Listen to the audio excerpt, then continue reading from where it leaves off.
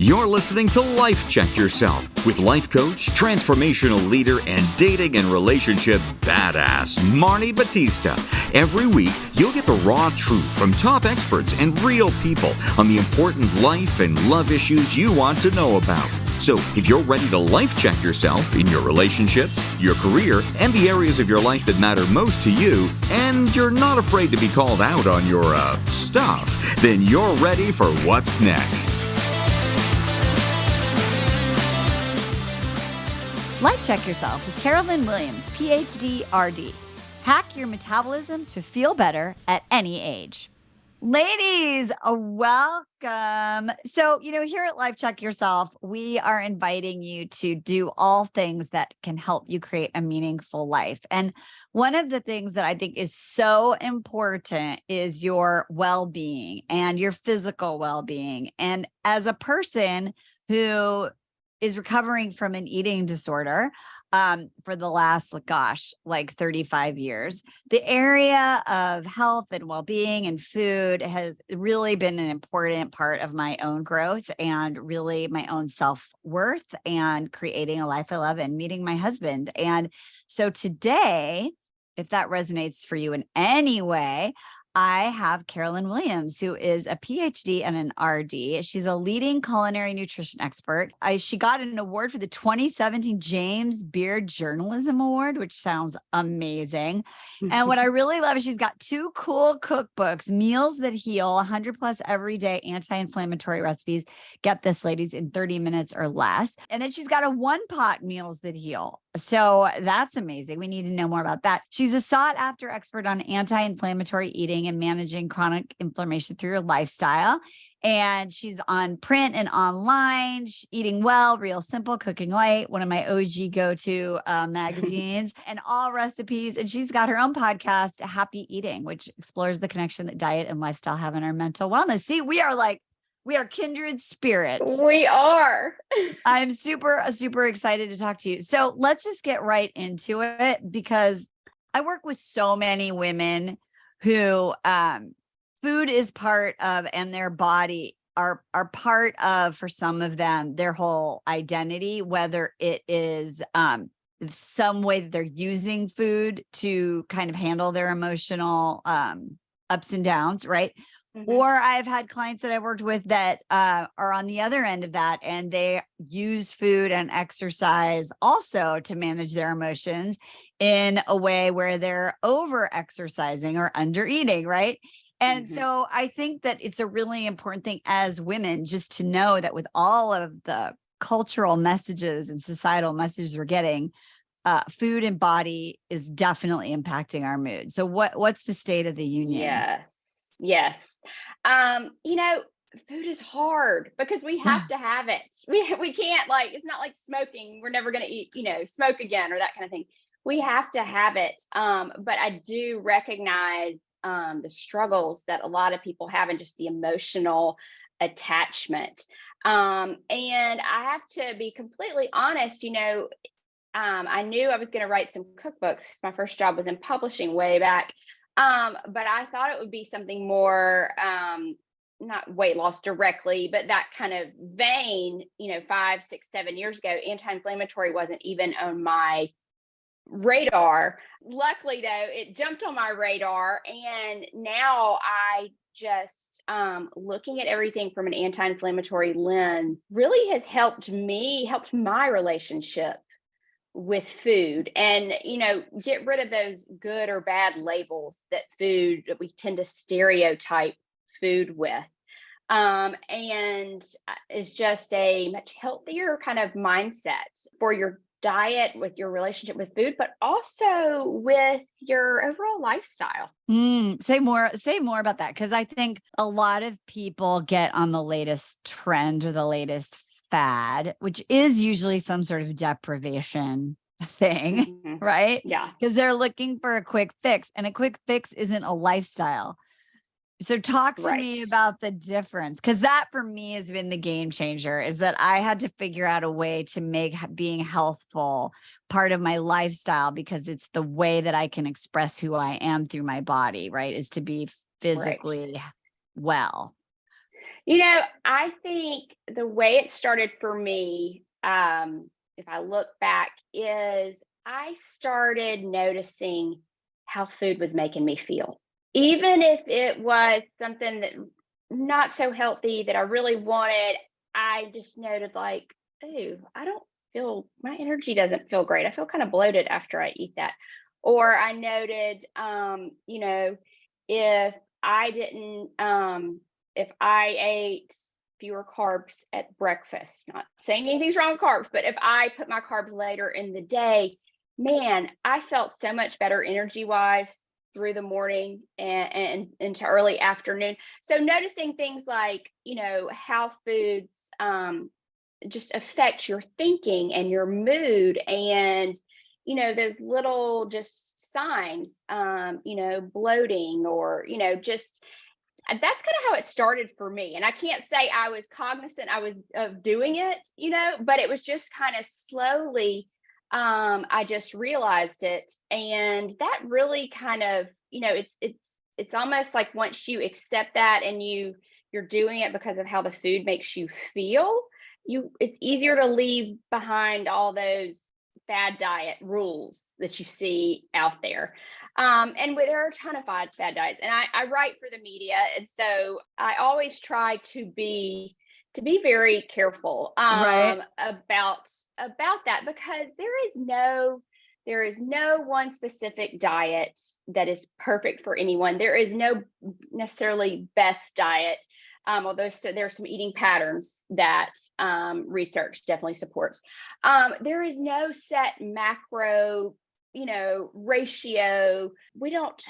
Everybody is so different, and it really is figuring out what your body needs. Now, I can say there are some big, broad things that you see with eating overall in the United States. We tend to way overdo carbs. Carbs are not bad, but we aren't getting we aren't getting those beans and fruits and vegetables. We're getting the refined ones and the added sugars and that kind of thing. So, carbs aren't bad. It's kind of reshifting how you look at them somewhat. So this is really interesting. And I want to highlight what you've just said, because I always say and we did a pilot of a well-being and eating healthfully course for a handful of our clients. And what was really interesting was trying to figure out their why. Like, why are you doing this?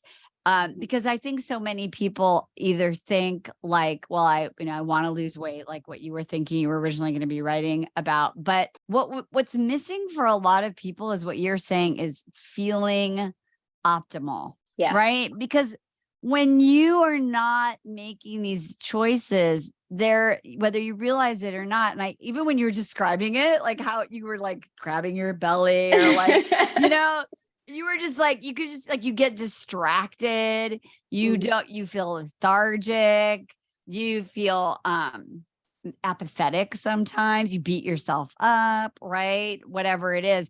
And so I think that starting from this place of like, well, if you're going to be who you really are in the world and be really present for it, then why would you not fill the container in the way that allows you to express who you are? So talk to me. Let's talk about anti-inflammatory, because as I look at my little capsules of turmeric over there, right? Like, I feel like it is like the thing that people become more aware of. So tell us what that actually means and how it's showing up in our diet and what it's doing and how is it taking us out of our life. Yeah. Well, I have to tell you kind of how I even got on inflammation, because like I said, I mean, if somebody told me I was going to write 2 cookbooks on, anti-inflammatory cooking and eating, I would have said like, you have the wrong person, and even like 5 or 6 years ago, I might've even said like, that'll never sell. And now here I am. So it's really been my, a transition in my thought process, even as a dietitian and as a human being with food myself. So what kind of got a first little blip on my radar when it comes to inflammation was I wrote an article for Cooking Light magazine back in 2017 on Alzheimer's. Okay. And it was looking at the food connections. And honestly, when I was in school in undergrad for nutrition, we didn't talk about brain health and how food impacts that. So I did when I write any kind of article, I just really have to just dig deep into the research and just learn everything. And then I come back up for air and be like, okay, what do we need to say about this? What do people need to know? So I did that, and I learned that Alzheimer's was, it's characteristic for its plaques and tangles that build up in the brain and block communication. And low-grade chronic inflammation is a key kind of driver, kind of silent pusher of that development. So I thought, that's great. That's actually the article that won the James Beard Award. But I kept doing like what many people do. I just kept on, okay, what's next on my to-do list? What am I going to do next? And so when I finally sat down and took a vacation, and I remember where I was on the beach, and I was thinking about what I'd written, and I'd written on all like autoimmune conditions, heart health, diabetes, intermittent fasting was big, coming out at that time.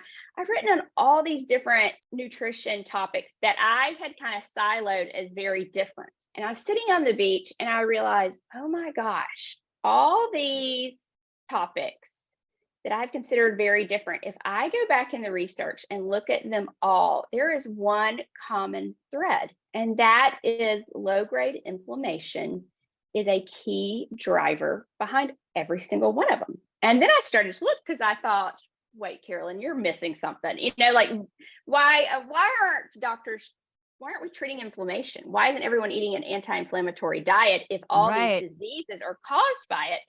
So, then I had to kind of dig in the research, because I was like, I can't be the only one that gets this. I must be missing something. But pretty much every single condition we have today is, if low-grade chronic inflammation isn't the key, doesn't cause the onset, it maybe plays a role in it, and it's a key driver, kind of just like a silent motor running in the background that's kind of pushing the development of diseases and conditions along little by little.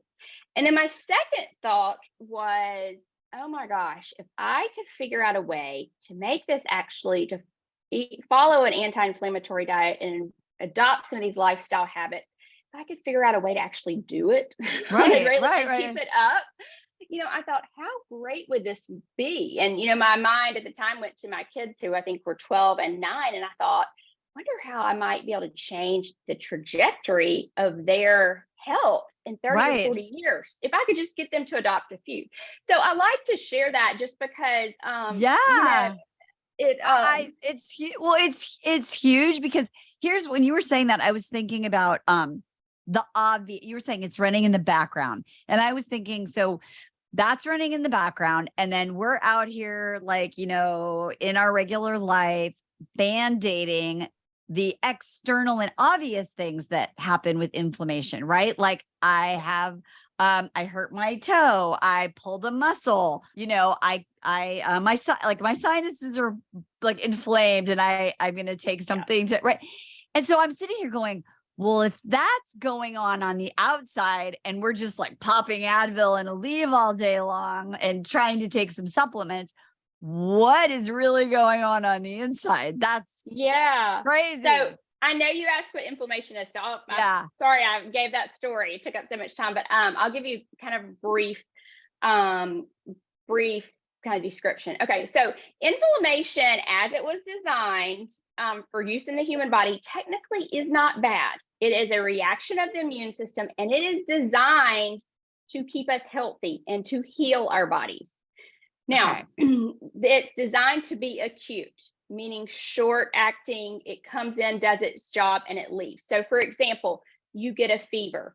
That fever is a type of inflammation. You see this a lot in kids. They run a fever for 24 hours and then they're fine. That fever comes in, the immune system does its job, the inflammation dissipates. That's exactly how it's supposed to work.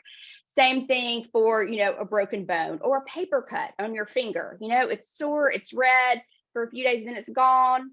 Inflammation's gone. That's exactly how it's supposed to work. The problem is, and I guess this probably wasn't a problem 100 to 200 years ago, is our modern lifestyle.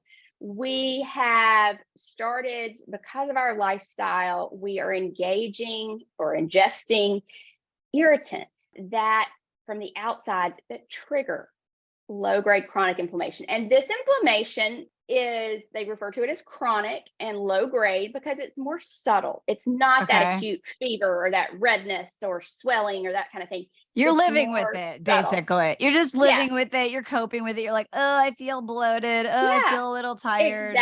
Exactly. And there are little things that for early signs that you may see are little things that aren't quite your norm, but they're never anything you would go to the doctor for. Like I've been having headaches more frequently in the afternoons, or gosh, I feel like I have a sensitivity to this food now, and I've always been able to eat it. Or, I've got more bloating, when I eat certain foods. And so they're just little things, but deep down, if you think about it, they are not your body's norm. And so that is very early signs.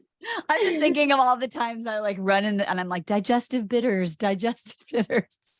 Right. Because I feel a little like off and I'm like, okay, something's going on in there and I'm trying to band-aid it. Right. So we need to solve the problem, people.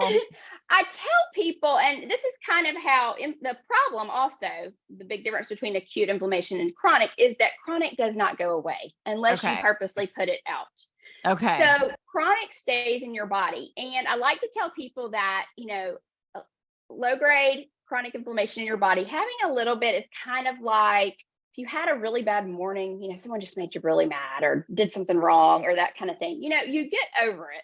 But later in the day, maybe something else happens and you're just a little more sensitive to it, or you're just like, man, like you're just a little more emotional, or just, man, of course it would happen this day, that kind of thing. Right. That's kind of how your body is. When you have a little bit of chronic low-grade inflammation, your body becomes hypersensitive to other irritants that can lead to inflammation. So things like dairy and gluten, which you've never had a problem with, when you have some underlying chronic inflammation, you find like, gosh, when I eat cheese now, I feel really bloated.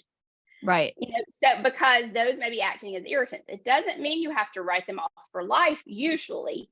But when you have it, that's when you're going to see things like toxins and, chemicals and even things like stress, you're going to see those are going to add to that low grade inflammation.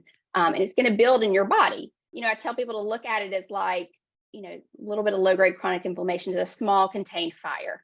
Okay. And maybe that looks like, you hadn't been able to exercise, you're more sedentary than usual, that kind of thing.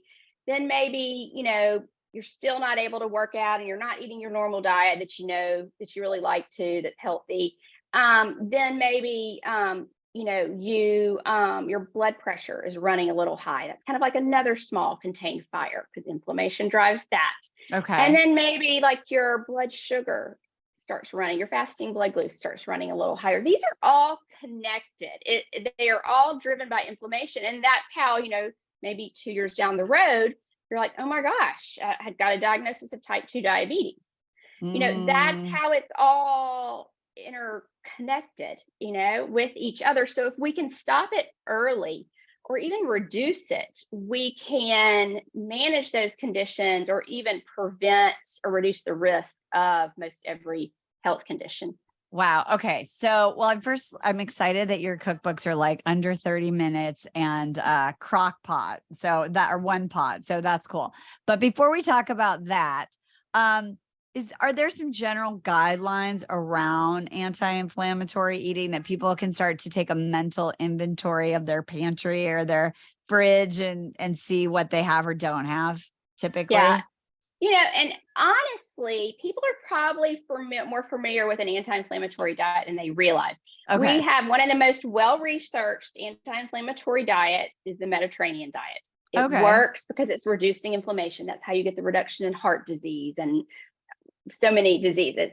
The DASH diet and the MIND diet, if you're familiar with those are both essentially kind of types of anti-inflammatory diets. But essentially, it's focusing on more real food.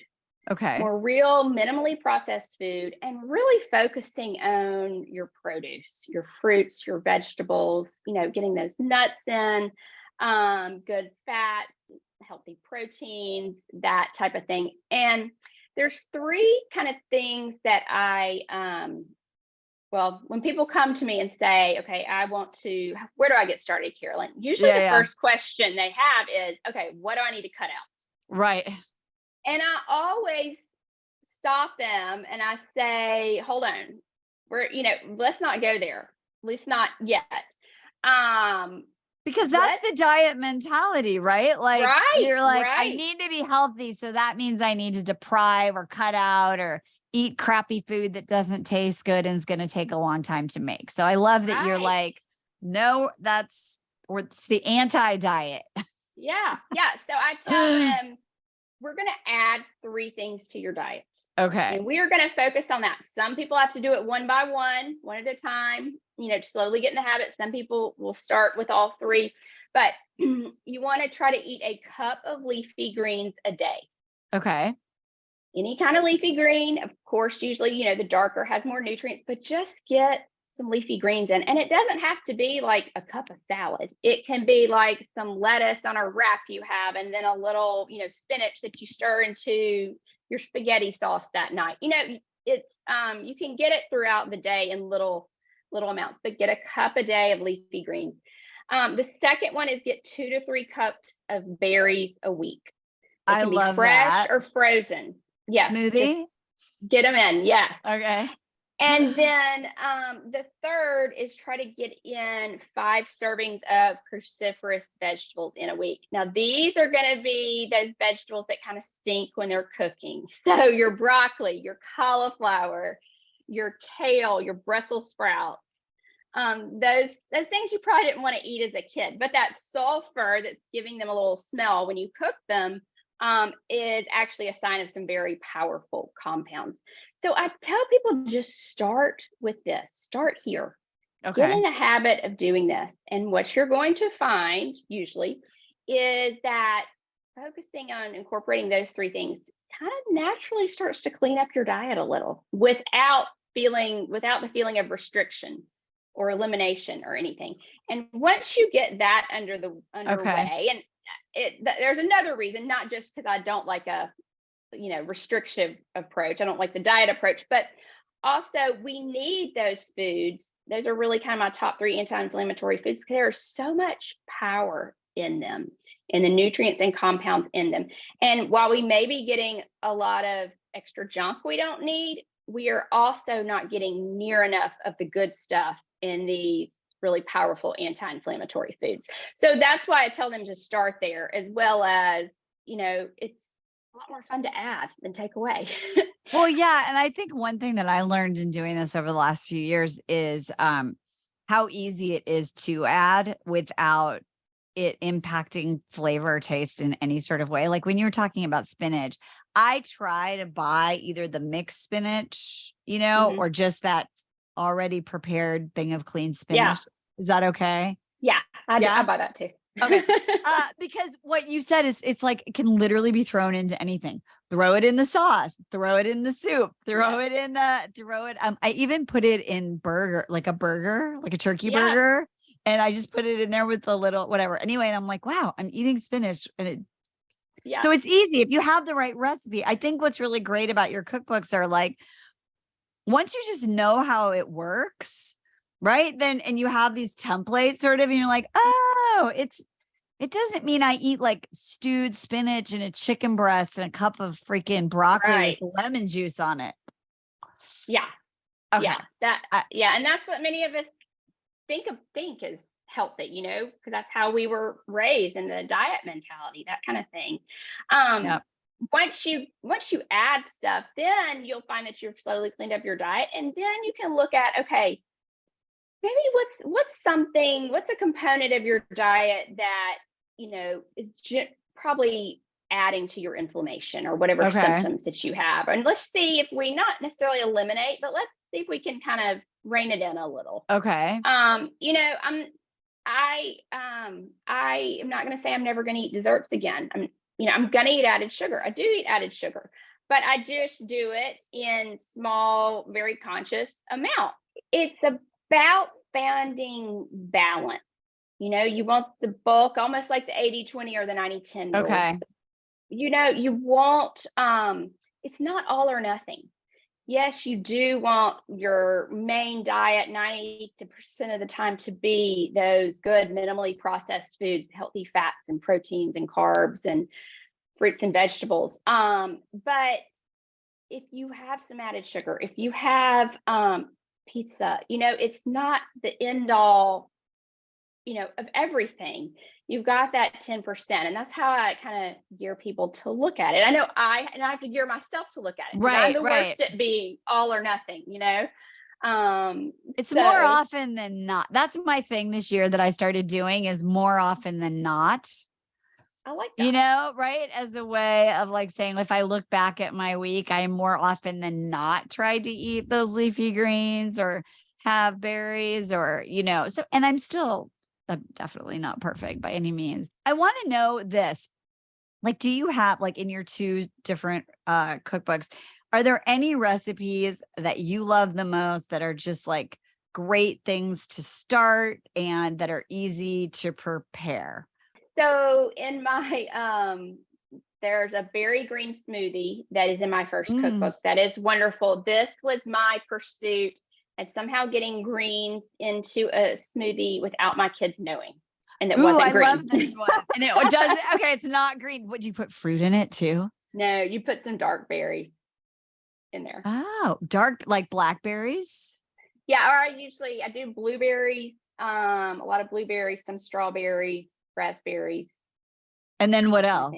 And then it's got Greek yogurt, plain Greek yogurt, a splash of orange juice, and maybe like a half a cup of spinach. So it's not a ton, but you're getting it in there, and you just blend it up really, really good. And there's no reason we can't do that. That's a great breakfast, right? Yeah. I love that.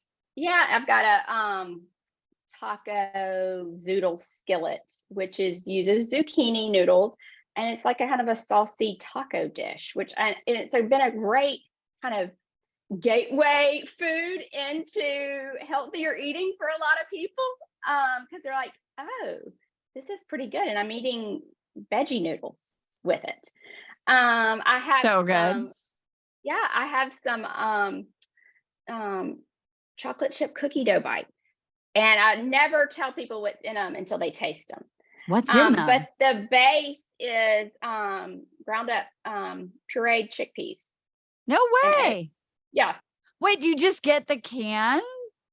Or you get the canned, and you run some really good, and then you puree them so they're really smooth. And you put some oats in, that helps kind of hide any little bit of the bits that aren't totally pureed in there. And then add some dark chocolate chips, and I add peanut butter or almond butter too. So I mean, people, why not? See, this is the thing. And so you can have because I was under the impression for a while that if you were taking your lentils and your beans in canned form, you were a horrible person because, like I wouldn't eat canned mushrooms or canned asparagus. But for lentils and beans, is it okay more often than not to have the can? It's fine. Yes, I have not cooked dry beans in years, and I like beans. I get these gift bags that have the beans, they're like with a little bow. I'm never cooking them. I just need to, I know. I need to throw them away. Thank you for whoever sent me them. It's kind of like people say, like if a vegetable's frozen or something, they're like, well, it's not as healthy. It's just get them in. Or they ask me about organic produce. I mean, ideally, yes, we'd like less chemicals on our food, but the bottom line is what's most important based on research is that we just get the fruits and vegetables and healthier food in. So we tend to just skip them. Yeah. Well, right. Because again, we have, like, I think you said earlier about black and white thinking or being a perfectionist or whatever. Right. And so, like if I can't do it this way, then I'm not going to do it. Or like I thought, oh, I don't want to eat a frozen vegetable. But someone told me also that frozen cauliflower, or cauliflower rice, that you can do magic, that's an interest. And I don't really know what the recipes are if you're using it, but someone told me, oh, you can use it in so many recipes and it tastes great. And you're getting in your cruciferous vegetable. What do you do with frozen I use it cauliflower? a lot. And I recommend serving a lot of dishes in my new cookbook over at the One Pot Cookbook. You can get cauliflower rice. So it looks like doesn't look exactly like rice. But it's a great base for like saucy skillet dishes. Or anything that you'd normally put rice over. And it's just cauliflower that's literally been grated into very small pieces. Now you do need to season it, but I mean, I just throw the frozen into a skillet with a little bit of avocado oil, salt, and pepper. And I mean, it's just serving as your base. So don't buy a bag of frozen and thaw it and like think it's going to be wonderful. You do have to season it a little, and you're kind of just using it as a base. But that's a staple in my freezer as well.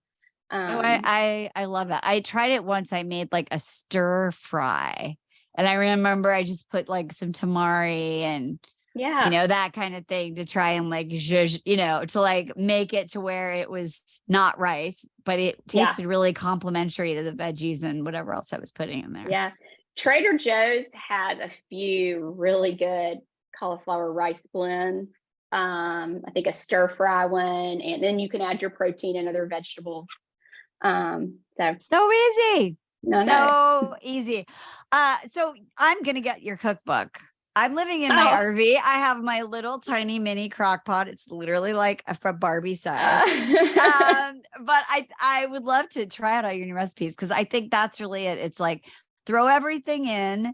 Like, is that why you ended up doing the One Pot cookbook as your second book? Well, I have to be honest. I know what to eat and I know how to cook, but I'm like a lot of other people, like cooking dinner is the last thing I want to do at the end of the day. I love it if it's a Saturday and I can think about it all day and go to the grocery, but after working all day, it's the last thing I want to do after 12 and 15-year-old too. And, even if I cook stuff they eat, it's never what they were dreaming of having that night, so I really tried to simplify things in my first cookbook, First Meals That Heal cookbook. But, after going through COVID, I was just like, okay, this has to be even easier. Like, let's cut some of the cleanup too, give me something really good, but something that takes minimal work, one main cooking pot, and that's it. And so that's kind of how One Pot. So One Pot includes sheet pan meals, and includes some crock pot, some Instapot, skillet meals. I will say any of the recipes though that are for crock pot or Instapot, I also give conventional cooking directions where you can cook it on the stovetop or that kind of thing. Yeah. Well, this is all about my life right now. I like, as minimal pan. I have 4 pans anyway, and my little baby crock pot. So I'm like all over this. I'm like, I'm gonna go online and get a recipe right now from Carolyn. Ladies, this has been so amazing. And I think it goes without saying that when you are trying to increase your confidence, whether you're in your relationship, whether you're dating, like what a great thing to do to like make one of these one pot meals, and you have food if you're single for like a couple of days, and you could feed yourself really well and be ready for your date and not feel, icky in your tum-tum, and be able to really show up for your person, which I think is amazing. And then you could wow them with Carolyn's recipes and invite them over for dinner, and you'll do it in the One Pot, right? And so then you'll have time to chat to your date. I mean, see, we're soul sisters. I love it. We can reprint the cookbook, and it can be like the best meals you can make for your man, or something like that, and still be present, right? I think we got a collab that angle. I know, right? We got a collab going. All right, ladies. I think if you rewind this episode, there are about at least 12 things that you can check yourself on, and start with those first 3 small changes and do an experiment and see how you feel, see what happens. Let us know. Put a link in the comments if you're watching this on YouTube. You can find out more about Carolyn in the show notes, and also go to carolynwilliamsrd.com. Join us on TikTok. Join us on Dating with Dignity on Instagram. There's so many places to play and participate. We appreciate you being here, Carolyn, and thank you so much. And ladies, as I say, life check your damn self. We'll see you next time. Bye-bye. Hey, thanks for tuning into today's show. So if being in an intimate relationship in which you feel 100% seen, heard, and accepted by a high caliber man is a priority for you right now, and you're interested in seeing if you're a fit for working with me and my team at Dating with Dignity, here's what I want you to do. Just head over to DWD VIP, that's D as in dating, W, D as in dating, VIP.com, and book a call to speak with my team. We'll get on the phone with you for about 60 minutes and you'll get crystal clear on what's stopping you from finding true love right now. We'll also take a look at what you want to create, what you want your whole life to look like when you're able to finally be fully expressed as a woman in a healthy relationship with an incredible guy. And if we can help you get from where you are right now to where you want to be, we will show you the fastest path possible that makes sense for you to do that. We help smart, successful women all over the world solve this one missing piece in their life so they can finally have it all. So to see if we can help you do the same thing, head over to DWDVIP.com. I'm Marni Battista, and let's talk soon.